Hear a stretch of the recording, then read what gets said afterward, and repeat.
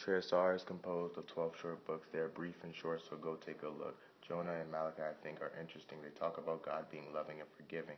The Tehillim, also known as Psalms, talks about praises through poetry and song. The Psalms give expression and thought to all people who are favorable and to those who think that they are evil.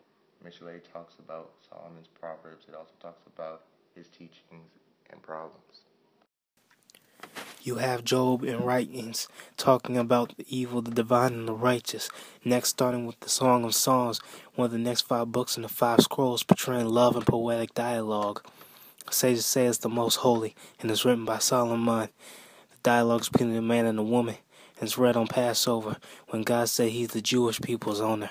Next, you have Ruth. You gotta love it. It's about Ruth and Naomi, who lived during the time of the judges. Because of famine, they moved and settled in Moab, but after the death of her 2 sons, Naomi went to her homeland. Ruth went with her and married Boaz. They had a son that was the grandfather of King David, and later embraced the famous phrase, "Wherever you go, I will go. Your nation is my nation, your God is my God." This book is read in the synagogue. Jeremiah was the prophet who predicted and witnessed the first temple get destroyed, and it was by the Babylonians. Eka means how, and it's what the Lamentations is about. It's read annually at the synagogue on Tisha B'Av, and it basically asks questions of how. And let's do the Classiates now.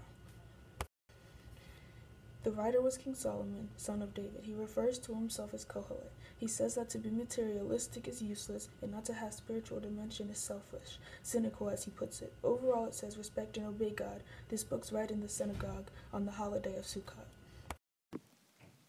In the scroll of Esther, God works in mysterious ways.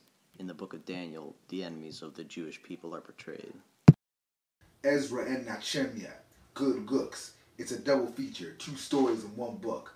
The author Ezra writes about what's real, the Jewish journey, long gone from Babylon and back to Israel. Though the Jewish people were once in captivity and caught, once they got home, a second temple is what they sought. And Ezra instituted public readings, so the Torah is what they got. The readings were on Mondays, Thursdays, and you know they read on Shabbat. I'm going to give it to you straight.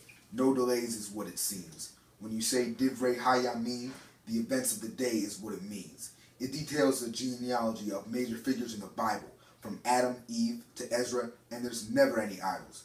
When you're reading this uncomical chronicle, Jewish history won't stay a mystery. It will become uncurled. This writing covers info from the creation of the world to the building of the gory Second Temple.